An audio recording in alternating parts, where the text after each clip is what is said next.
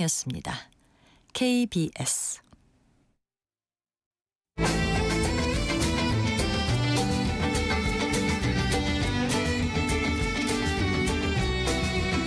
오늘을 함께하며 여러분의 내일을 응원합니다. 성공예감 이대호입니다.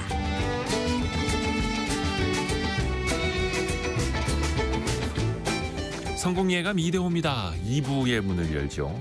벌써 10시 5분이 됐습니다. 5월 8일 목요일 어버이날 성공예감 이대호입니다. 2부입니다. 경제상식 퀴즈 정답 알려드려야 하는데요. 정답은 수소입니다. 수소. 아까 암소라고 보내주신 분도 계셨는데 수소. 정부에서 수소 자동차뿐만 아니라 수소 열차까지도 개발하겠다라는 계획을 내놨다라는 거 알려드렸고요. 대표적인 친환경 자동차 많이 또 주변에서 볼 수가 있죠. 버스도 마찬가지고요. 그런데 7540 쓰신 분께서 수소차는 너무 가격이 비싸서 감당이 안 됩니다. 이렇게 보내주셨네요.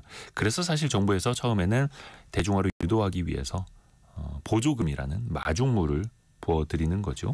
지금도 수소차에는 그 보조금이 있는 걸로 알고 있고요. 9663님 이모부가 수소차를 타시는데요. 아직까지는 충전소가 많이 부족한 것 같아요 보내주셨고 문정호님도 충전소가 너무 부족해서 수소차를 구입하기 겁나요 이렇게 보내주셨네요. 그 국회 앞에도 수소차 충전소가 있거든요. 근데 항상 줄을 많이 서 있긴 하더라고요. 그 인프라가 좀 확충이 돼야 하는데 약간 그 지역 주민들 입장에서는 수소 충전소가 내 지역에 들어온다라고 하면 굉장히 또 기피하신다고 하고. 근데 저도 예전에 그걸 취재한 적이 있었는데요. 아예 수소 탱크에다가 구멍을 낸 다음에 불을 붙입니다. 그러면 폭발을 할까요? 폭발을 안 합니다. 왜냐면요. 수소가 지구상에서 가장 가벼운 원소라고 하죠. 그래서 불이 붙는 속도보다 더 빨리 날아가기 때문에 탱크가 폭발하지 않는다라는 겁니다. 이것도 상식적으로 알아두시면 좋을 것 같고요. 2019님은 수소를 보관 운반하는 초고압 수소 실린더 개발 업무를 하고 있습니다. 중요한 일 하고 계시네요. 저 지역에서 이렇게 보다 보면은 주황색 길다란 전봇대만큼 길다란 수소를 운반하는 그런 차량들도 다니는 걸 또 볼 수가 있죠. 아무튼 그런 또 수소 사회로도 우리가 가고 있습니다. 여러분의 실시간 의견 계속해서 보내주십시오. 짧은 문자 50원, 긴 문자 100원이 드는 샵 9730 또 KBS 콩이 열려 있습니다. 오늘 증시 상황 코스피 코스닥 모두 올라가고 있습니다. 코스피는 0.3% 오른 2,582, 코스닥은 0.75% 오른 728.2 가리키고 있고요. 원달러 환율은 1,395원. 1,395원을 나타내고 있습니다. 시가총액 상위 종목들 중에서는 현대중공업 같은 조선주가 오늘도 2% 정도 강세를 보이고 있고요. 네이버는 4.7% 정도 크게 빠지고 있네요. 밤사이에 알파벳을 비롯해서 알파벳이 한 8% 정도 급락을 했더라고요. 애플의 한 부사장이 이제 사람들의 검색이 많이 바뀌고 있다. 그걸 우리가 체감하고 있다. 이렇게 밝히니까 그 구글을 운영하는 알파벳 주가가 급락을 했고 네이버에도 그게 또 오늘 반영이 되고 있네요. 우리나라 또 제조업 입장에서 보면은 미국의 관세 폭탄 때문에 고민들이 많습니다. 그래서 상대적으로 지금 증시에서도 관세 영향이 없는 종목들 위주로 투자자분들이 또 주목을 하고 계시는데요.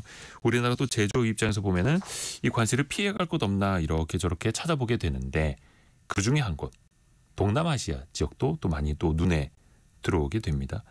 그런데 과연 이곳은 안전할지 그 무역전쟁의 여파 그 중에서도 아세안 지역을 한번 살펴보겠습니다. 특별히 이분 모셨는데요. 연세대학교 국제대학원 디지털통상연구센터 고영경 교수와 함께합니다. 교수님 안녕하세요. 네, 안녕하세요. 아세안 지역 전문가시잖아요. 네, 요즘에 아세안 지역에 대한 사람들의 관심 좀 체감하시기에 좀 어떤 것 같아요? 사실 이렇게 미국과 중국의 경쟁이 심화되고 갈등이 증폭되고 세계 곳곳에서 매일같이 뉴스가 나오잖아요. 자고 일어나면 트럼프가 무슨 말을 했는지. 그렇죠. 이렇게 되면 관심이 전부 미국 쪽으로 쏠리다 보니까 사실 아세안이 우리에게 굉장히 중요한 파트너이지만 관심도는 좀 많이 떨어져 있다라고 볼 수 있을 것 같습니다. 아하.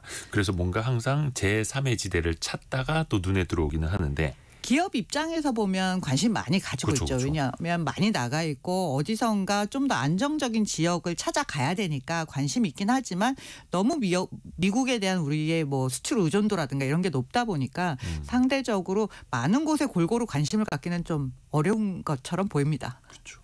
나라별로 좀 구분을 네. 해서 좀 여쭤볼게요. 특히 우리나라 대기업도 마찬가지고 중소기업들도 일단 제조 기지로 많이 나가 있는 곳이 베트남 아닙니까?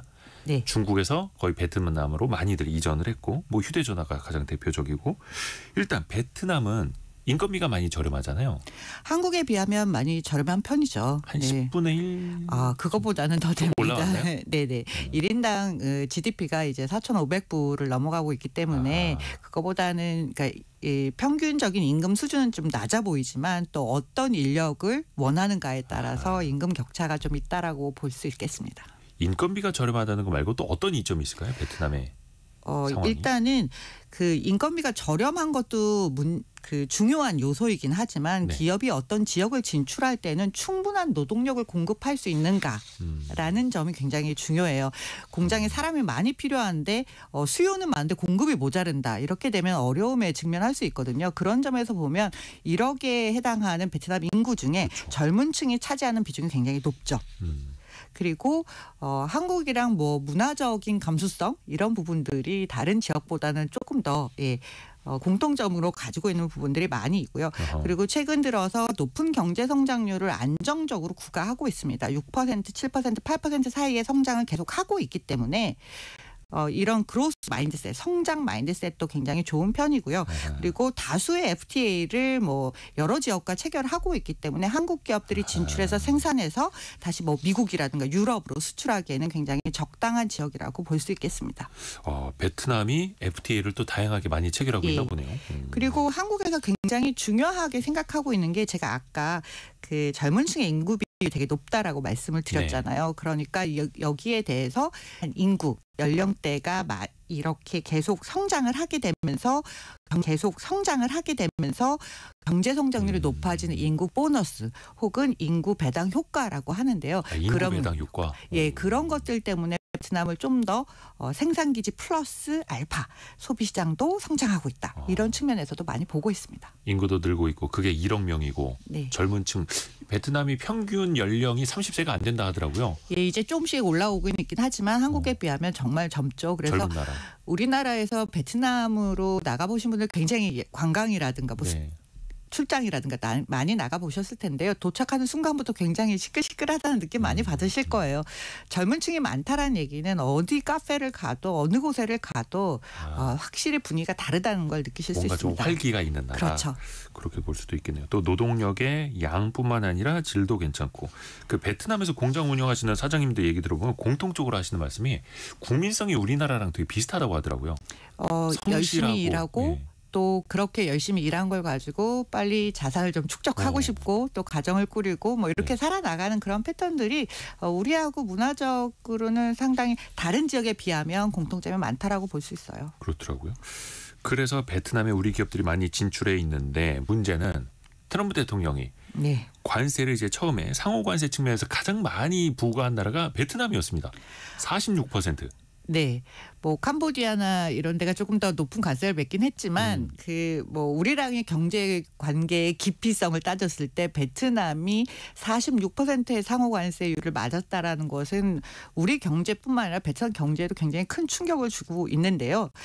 베트남을 왜 베트남의 46%의 관세가 맞게 되었느냐? 이 관세 이제 계산하는 법들은 나왔잖아요. 네. 뭐 전체 교역량에서 얼마나 흑자 적자를 보느냐를 이제 반 뚝 잘라가지고 이렇게 계산을 하다 보니까 46%를 맞았는데 그 얘기는 다시 말하자면 베트남이 미국과의 교역에서 무역 흑자를 어마어마하게 많이 본 거예요. 1,131억 달러 정도 되는데요. 예. 그 얘기는 순위로 보면 미국에서 교역해서 흑자를 본 미국 입장에서는 적자죠. 네.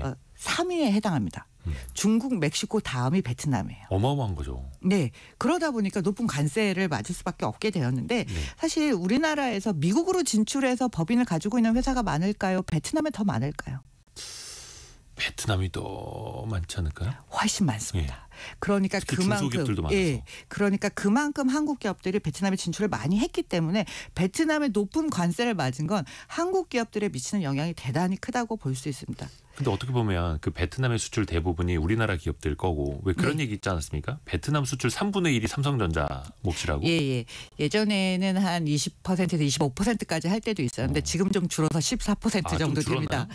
왜냐하면 이제 워낙 수출이 증가하다 보니까 삼성전자의 수출액이 줄었다기보다는 비중이 줄어든 것이죠.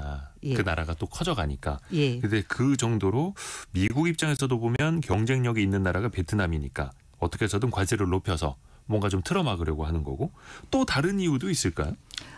사실은 그 중국이 이제 미국하고 지금 무역 갈등을 겪고 있는 와중에서도 그렇죠. 중국의 버티는 힘이 되게 세다 이렇게 우리가 이야기하고 있잖아요. 네. 그래서 나오는 얘기가 중국이 과거에 미국의 수출 의존도가 비중으로 보자면 굉장히 줄어들었다는 거예요. 근데 반대로 얘기하면 중국에서 제조해서 미국으로 수출했던 기업들이 어디로 많이 갔겠습니까? 탈중국하면서. 베트남을 많이 간 거죠. 그러다 보니까 베트남의 대미 수출이 많이 늘었어요. 그렇게 되면서 또 중국 기업들도 베트남으로 많이 오고 그래서 중국에서 생산된 물건을 일종의 베트남에서 택가리라고 하죠. 예, 원산지 이렇게 좀 조정을 해서 우회 수출. 이쁘게 이야기하자면 우회 수출의 경로로 베트남을 사용하고 있는 게 아니냐 그런 의심도 굉장히 많이 받고 있습니다. 그래서 트럼프 입장에서는 중국을 견제하기 위해서 베트남을 치는 그런 전략.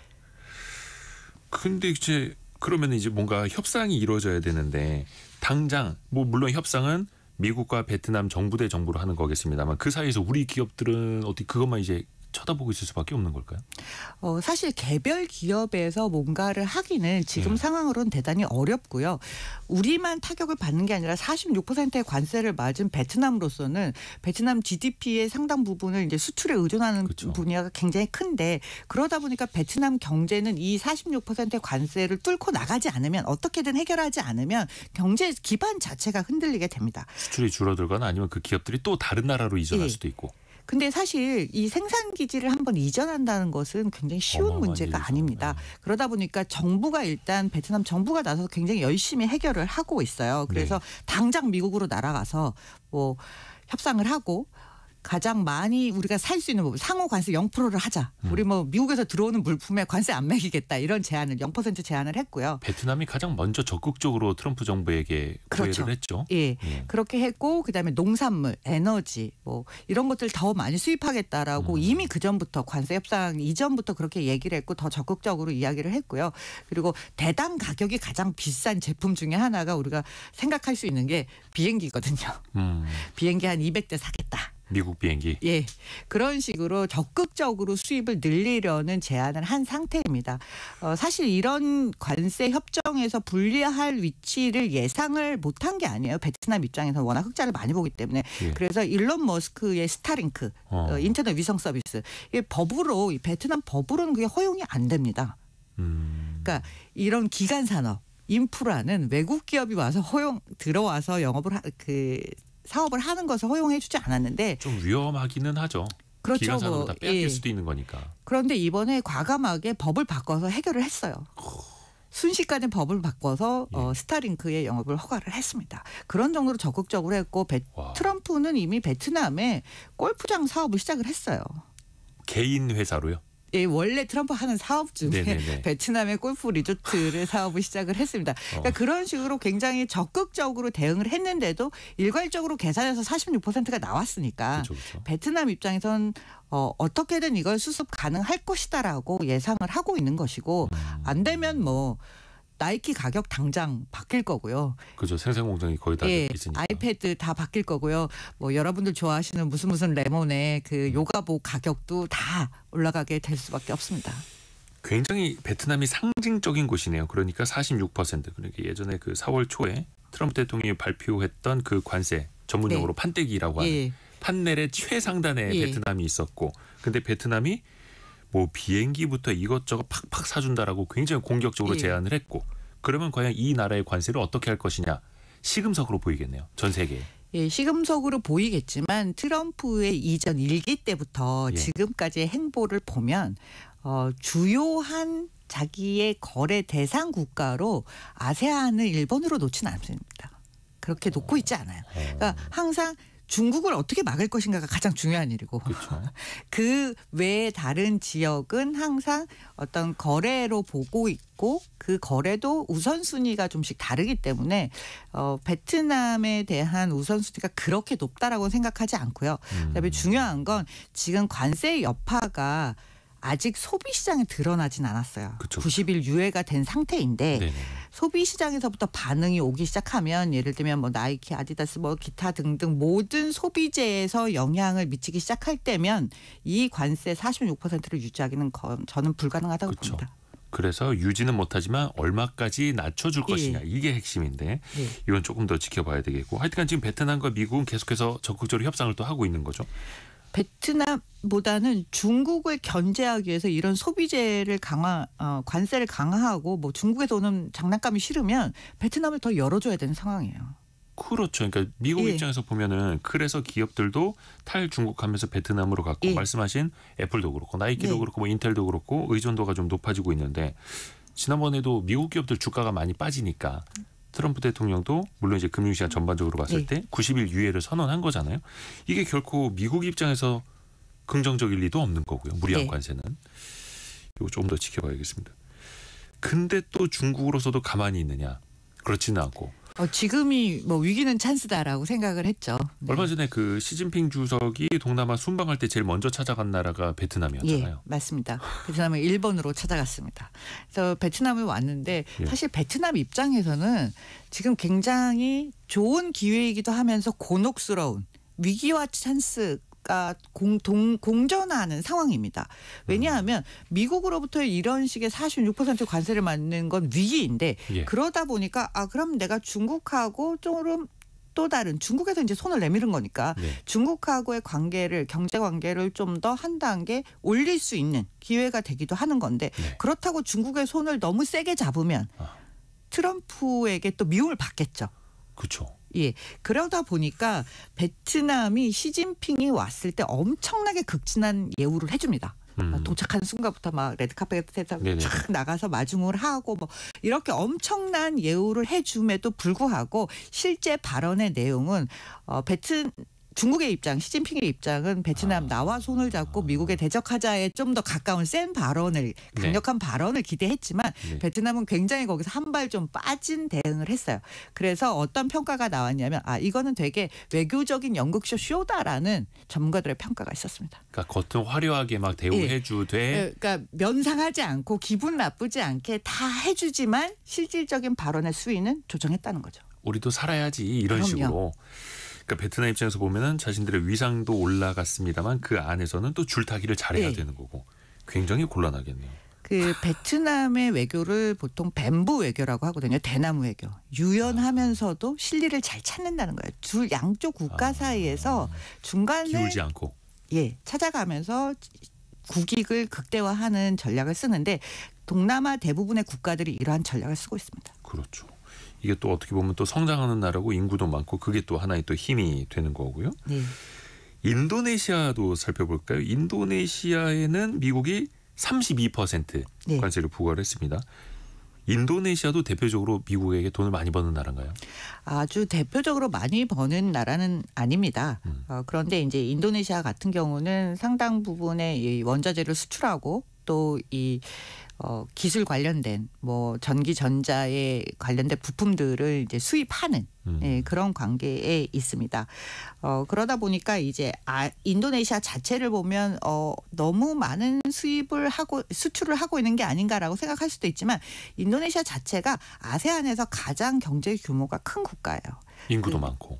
인구가 2억 8천만 명이고 조만간 한 3억 정도 될 건데요. 그러다 보니까 이제 규모상으로 보면 금액상으로 보면 상당한 수익을 내는 것처럼 보이지만 베트남이라든가 다른 국가에 비하면 그렇게 많이 이익을 내는 국가는 아닙니다.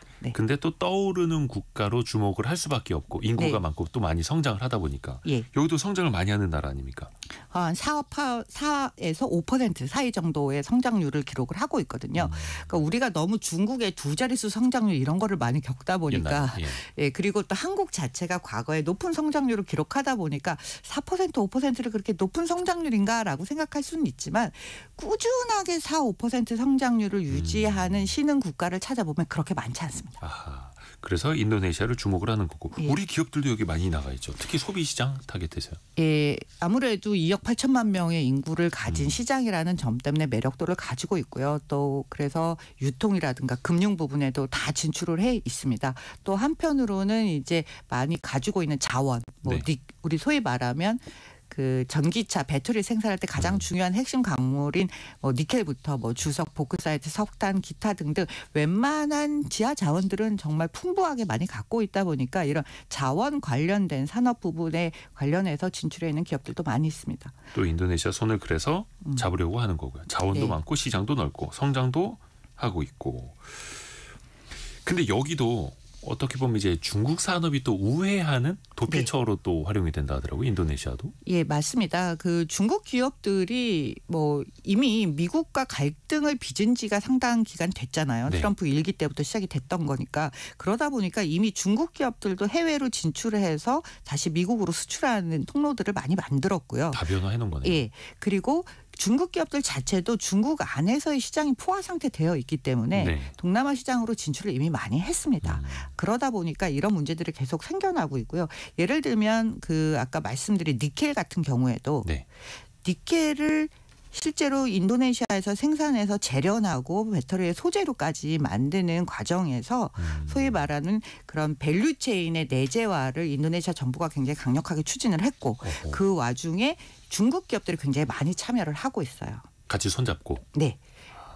그러다 보니까 한국 기업들이 실제로 진출을 하더라도 많은 기회를 가지려면 이제 중국 기업들과 경쟁을 해야 되는데 사실상 인도네시아에서 중국 기업과 손을 잡고 한국 기업들이 뭘 하기에는 굉장한 리스크가 있기 때문에 그런 점에서 좀 저하는 부분도 없지 않아 있습니다. 근데 인도네시아에는 아예 중국 기업들이 와서 지분 투자를 또 네. 기술 투자를 또 같이 하고 있는 거고. 그 얼마 전에 미국이 태양광 패널 네. 제조 관련해서 캄보디아, 태국, 베트남, 말레이시아 산에다가 관세를 이제 부과하기로 예. 했고 거의 뭐 최고 3,500% 예. 지역과 기업에 따라서 좀 차등이 있습니다만 어마어마한 관세를 매기지 않았습니까? 이건 이제 이쪽 태양광 패널 사지 마라. 예, 거의 그런 아주 뜻이었고. 대놓고 이야기한 셈인데요. 실제로 그 동남아 기업이 이 태양광 패널을 생산하는 경우도 있고 근데 대부분 큰 기업체들 같은 경우는 중국에서 빠져나와서 중국 기업들이 현지 로컬 기업과 파트너십을 하거나 아니면 중국 기업들이 직접 투자해서 생산해서 미국으로 수출을 하는 태양광 패널들이 많이 있습니다. 네. 그러다 보니까 거기에 대해서 제재를 가한 것이고요. 그러면 한국 기업들은 어떻게 되는가? 여기가 사실 생산 여건이 좋기 때문에 한국의 OCI라든가 이런 한국의 태양광 업체들, 하나큐셀, 한국의 태양광 업체들도 말레이시아에 공장을 가지고 있거든요. 말레이시아에. 예, 이런 공장들에서 생산된 뭐 태양광 패널뿐만 아니라 뭐 실리콘 이런 것들은 네. 어떻게 되냐? 해당 사항이 없습니다. 아 그래요? 네. 그건 왜 빼준 걸까요? 우리 한국 기업들이 그런 문제점을 오히려 제기한 부분이 있어요. 아. 그러다 보니까 3,500% 이상의 그 관세를 받는 것은 전적으로 중국 기업들이 거기서 생산해서 우회 수출을 하거나 이런 경우를 타겟팅한 거라고 볼 수 그렇게 목표를 향한 것입니다. 그래서 우리 기업들은 또 그 사이에서 또 반사 수혜를 또 예. 볼 수 있는 거고 또 그렇게 타겟팅이 되기도 하는 거네요. 그런데 나라별로, 이제 그 지역별로. 나라 입장에서 보면 어쨌든 중국 기업이 와서 투자를 했는데 이렇게 돼서 수출을 못하게 된다고 하면 그 공장이 문을 닫을 때 거기에 또 일하고 있는 그쵸, 직원들이라든가 노동자들은 어떻게 해야 되나라는 골치 아픈 문제가 있지만 또 그 부분을 어떻게든 잘 빠져나가지 않으면 미국과의 관계가 틀어진다라는 문제 때문에 굉장히 곤혹스러운 입장이기도 합니다. 그러니까 딱 미국 입장에서는 그거네요. 그러니까 중국 기업들이 같이 투자해서 일자리 만들고 공장 설립한다고 할 때 중국 기업 손을 잡지 마. 거의 이 신호를 예. 계속 주는 거네요. 네. 언제 어떻게 될지 몰라. 막 이런 식으로요. 이것도 또 시사점이 굉장히 크고요. 또 그 인도네시아가 얼마 전에 브릭스라고 네. 하는 중국, 러시아, 브라질이 주도하는 그 단체에 가입을 네. 했죠. 공식적으로. 동남아 국가 중에서는 최초로 브릭스에 가입을 했습니다. 제가 아까부터 말씀드렸지만 인도네시아는 2억 8천만 명 인구를 가지고 있고 사실 지하 자원도 굉장히 많고 인도네시아의 섬이 17,500개가 넘습니다. 네. 이 거대한 땅덩이에 섬이 17,500개요. 동서 길이가 5,000km가 넘어요. 굉장히 큰 국가예요. 그러니까 예, 약간 마인드를 섬으로 이루어져 있긴 하지만 예. 뭐 그 섬 자체 하나하나가 한반도보다 크니까요. 그러니까 네. 이런 대국적인 생각을 좀 가지고 있고 브릭스라는 국가들의 면면을 보면 사실 인구도 많고 영토도 크고 자원도 많고 이런 국가들이 주로 맺어져 있고 그들만의 자체적인 목소리를 내려고 하잖아요. 네네네. 그런 점에서 인도네시아가 사실 브릭스에 대한 관심이 없었던 것은 아닙니다. 그런데 워낙 미국이 브릭스의 부상에 대해서 좀 경계하는 그렇죠. 누초리를 보이다 보니까 이전 대통령, 예전에 대통령이었던 조코 위도도 대통령 같은 경우에는 그렇게 시급히 서두를 일이 아니다라고 이렇게 의견을 냈었어요. 브릭스 가입에 대해서. 그런데 네. 지금 작년 10월에 이제 대통령이 된 프라보 대통령 같은 경우에는 되자마자 바로 브릭스에 가입하면서 독자적인 외교 노선을 독자적이라기보다는 자주적인 외교 노선, 더 많은 친구가 필요하다 이런 식의 주장을 하고 있는 것이죠. 근데 사실 이제 브릭스라는 게 어떻게 보면 이제 미국 쪽보다는 독립적으로 혹은 중국, 러시아, 인도, 남아공, 브라질 필요에 따라서 같이 뭉쳐보자라는 거지 않습니까? 네. 때로는 반미 연대를 네. 일으키기도 하고요. 인도네시아 입장에서는 반미를 추구한다기보다는 우리가 어느 한쪽에 많은 의존도를 가지고 있지 말고 보다 많은 경제 관계를 가지면서 시장 다변화를 하는 것이 중요하다는 의미에서 브릭스 가입은 하나의 전략적인 선택이다라고 보고 있는 것이죠. 우리가 어떤 모임을 가질 때 예. 하나의 모임만 나가는 게 아니라 저 모임도 나가고 이쪽 동아리도 예. 나가고 이쪽 협회도 가입하고 예, 또 다변화해 외교적인 놓으면. 측면으로 보면 이제 다자 외교라고 할 수 있는데요. 그래서 프라보가 이런 말을 했어요. 친구는 한 명도 부족하고, 친구는 1,000명도 부족하고, 네네. 적은 한 명도 많다. 그러니까 다 다변화해 놔서 나는 그럼 어디든 다 손잡을 있어야 수 있어. 네. 이거네요. 이게 또 인구가 많고 시장이 큰 나라니까 또 그게 또 가능할 수도 있는 거고요. 근데 우리나라 국민들은 요거 하나 딱 떠올리시면 또 화가 나는 측면이 있습니다. 보라매 프로젝트 KF-21이라는 우리 전투기 개발할 때 인도네시아가 원래 내기로 한 분담금 안 내가지고 이게 아직도 해결이 안 되고 있는 문제잖아요. 예, 사실 지금 뭐 우리나라의 정치적 상황이 혼돈의 연속이고 뭐 이러다 보니까 우리가 지금 인도네시아의 새로운 대통령이 나왔음에도 불구하고 아직 어떤 외교적인 그런 교류를 만들지는 못하고 있어요.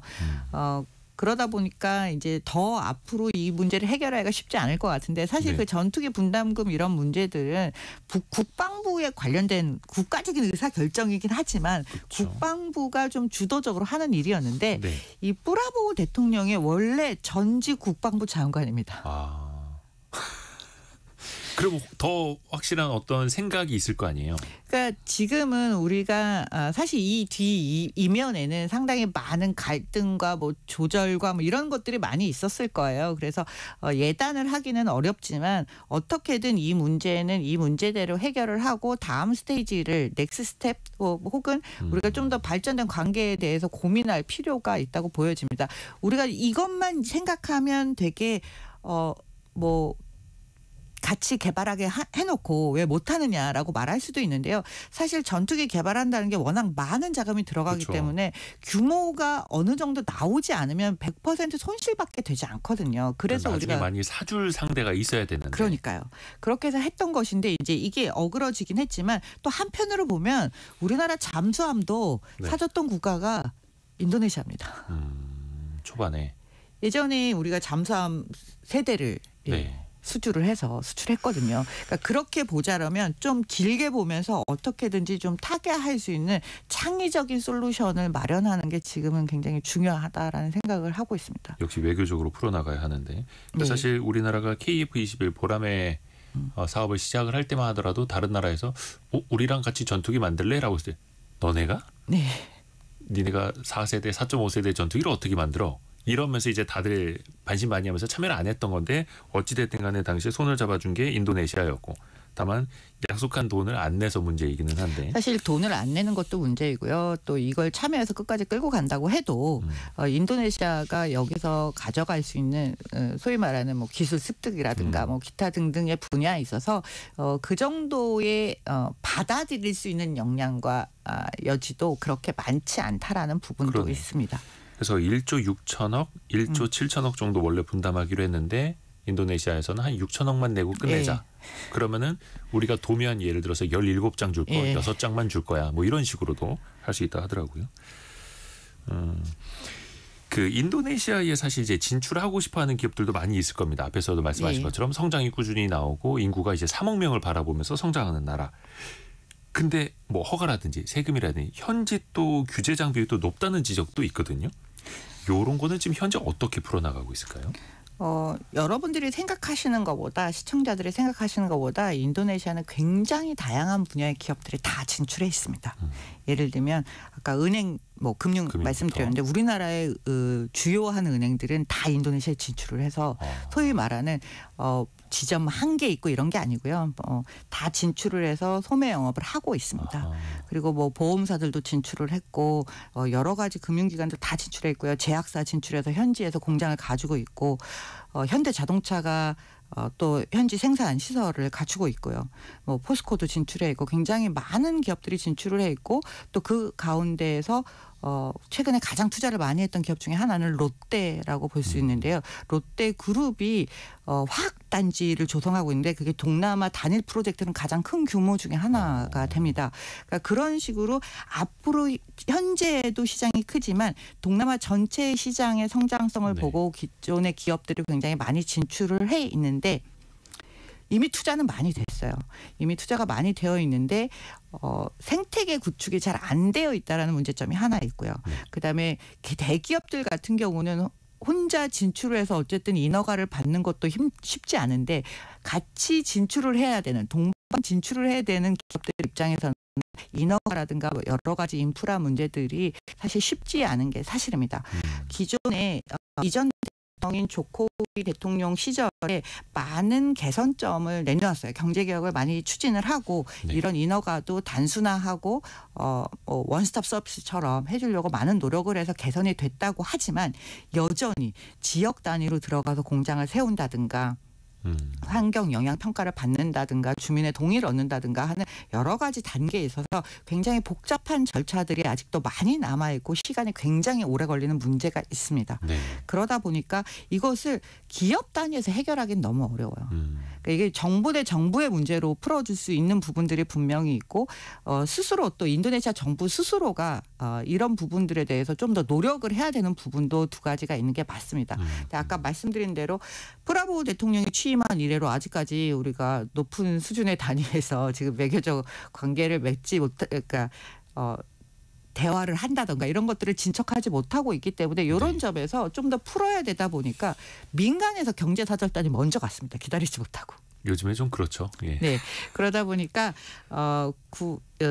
한국 경영자협회 거기에서 이제 인도네시아 대규모 사절단이 갔는데 그 단장을 롯데그룹 신동빈 회장이 했던 거죠. 아까 말씀드린 대로 롯데가 그만큼 투자를 많이 했다 보니까 그런 식으로 지금 민간에서 먼저 치고 나가는 모습을 보여주고 있습니다.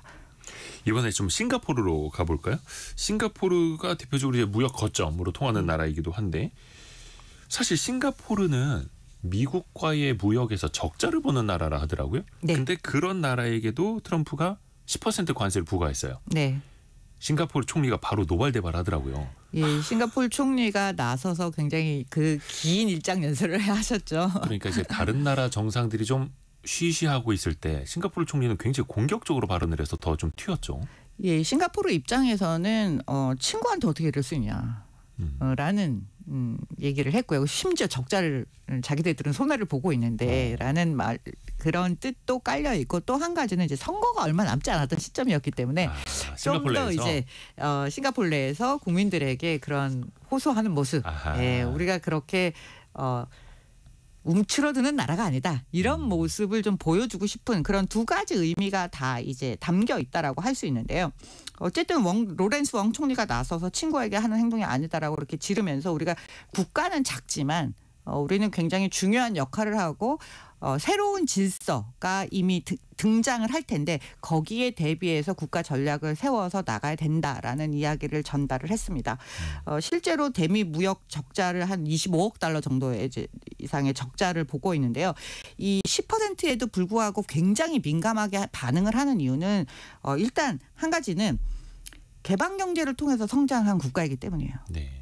중개 무역을 한다든가 이런 부분들이 많다 보니까 GDP 대비 수출 비중이 170%가 넘습니다. 그러니까 생산하지 않아도 여기를 거쳐 나가는 물자가 너무 많은 거예요. 아하, 그냥 거쳐서만. 예. 그리고 그 자체가 싱가포르의 존재 이유이고 또 경제 동남아시아 경제의 허브이고 물류의 요충지이며 이런 역할, 금융의 허브 이런 역할들을 다 하고 있다 보니까 10% 관세에도 굉장히 민감하게 반응을 할 수가 없습니다. 이 관세가 부과되면서 자신들이 가지고 있는 지역적인 허브 경제에서 가지고 있는 위상이 어떻게든 타격을 받게 되면 성장률에 타격이 온다라고 생각하는 거죠. 말 그대로 그 허브라는 표현이 딱 맞는데 그 허브가 흔들릴 수 있으니 관세 10%도 이거 큰일 났는데 이렇게 또 받아들이는 거예요. 그리고 이렇게 과잉 반응을 해서 10%라도 하려는 전략적인 거래 협상의 기술에서 전략적인 포지션을 차지하려는 의도도 분명히 깔려 있습니다. 그러니까 다른 나라들은 25%, 46% 앞에서 10%는 되게 작아 보이긴 하는데 그 나라에는 또 없던 10%니까.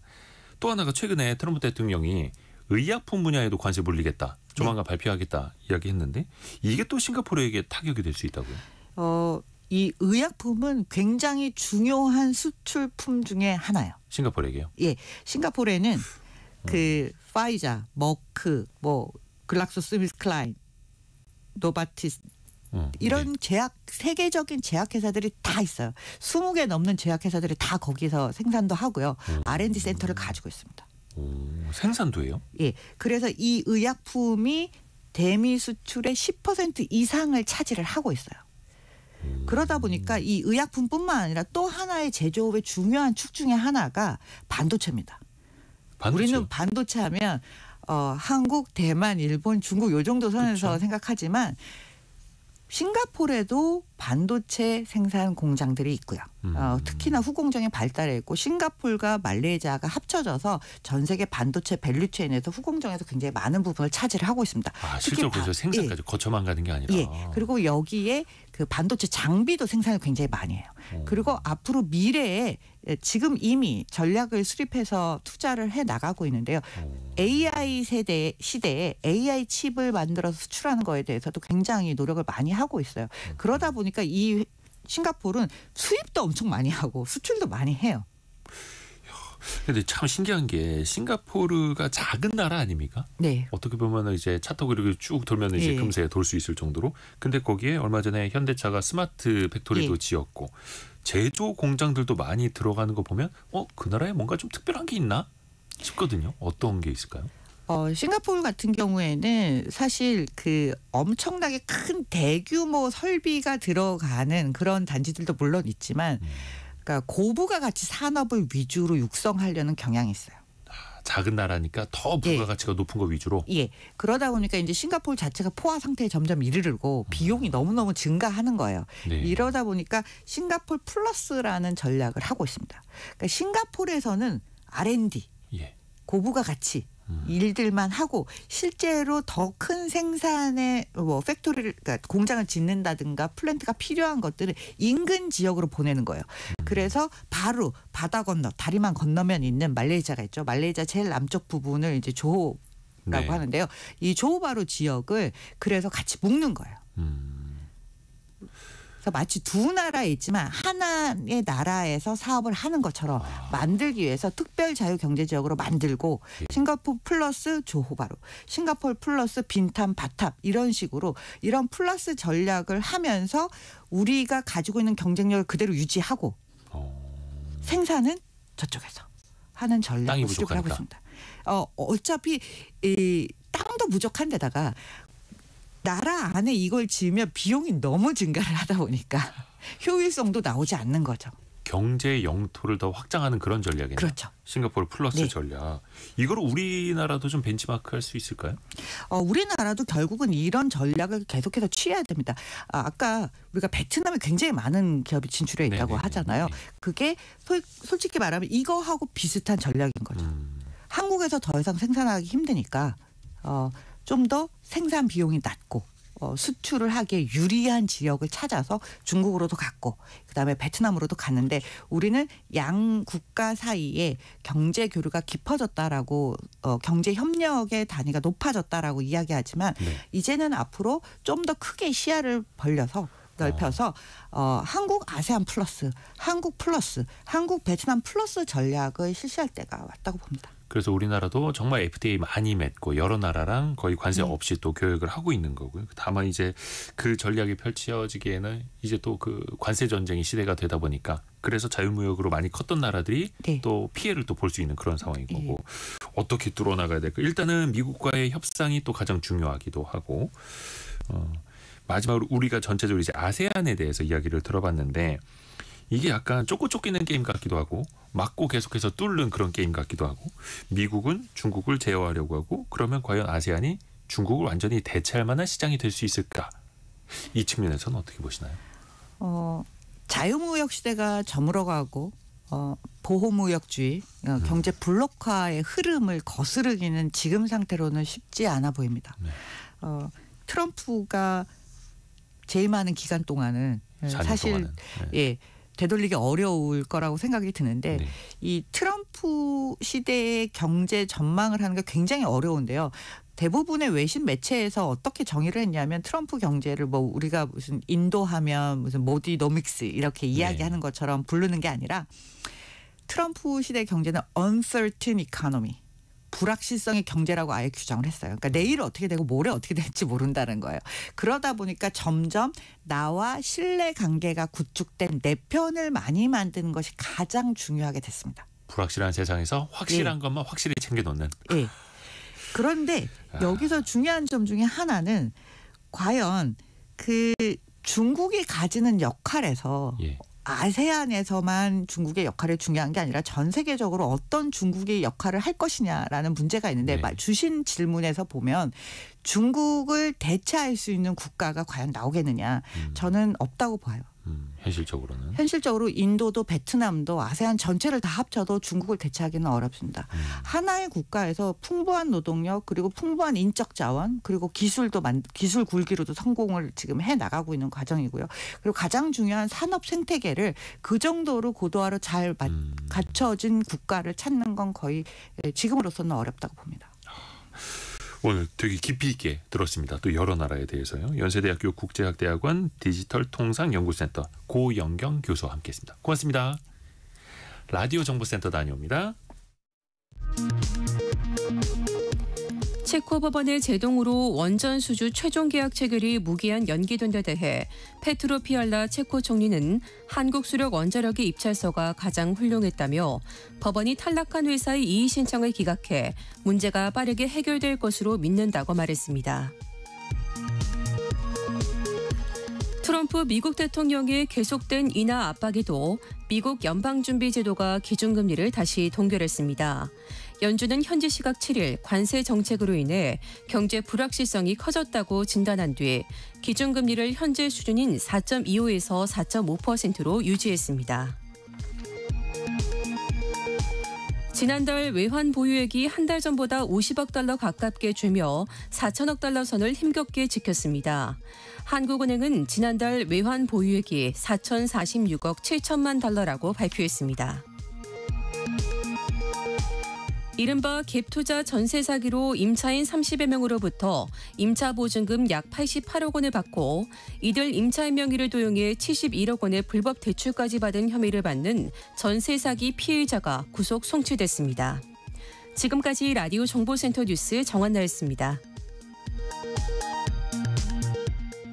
애프터 서비스 코너 유혜진 리포터 함께합니다. 안녕하세요. 네, 안녕하세요. 우리 청취자분들의 질문 들어볼까요? 네, 2184님. 환율을 얘기할 때 달러 원 환율, 원 달러 환율이라는 말이 쓰이는데 서로 같은 말인가요? 하셨습니다. 그러니까 사실 같은 말로 쓰이고 있죠. 이게 저도 아직까지도 헷갈리고 많은 네. 사람들이 또 막 혼동해서 쓰기도 하는데요. 우리는 흔히 이제 원달러 환율이라고 부르죠. 사실 이게 1달러에 과연 원화를 얼마나 줄 것이냐 받을 수 있을 것이냐 네. 비율을 말하는 거잖아요. 그러면 달러 대비 원화라고 할 때는 달러 원 환율이 맞죠. 네. 대부분의 이제 통화를 그렇게 쓰기는 하거든요. 모 대비 모.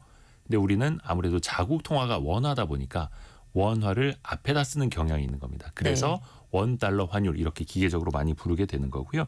요걸 조금 더 정확히 하자면은 왜 원 슬래시 달러 이렇게 표기하는 거 있지 않습니까? 네. 근데 사실 이게 어떻게 보면 정확한 게 달러 분의 원화인 거예요.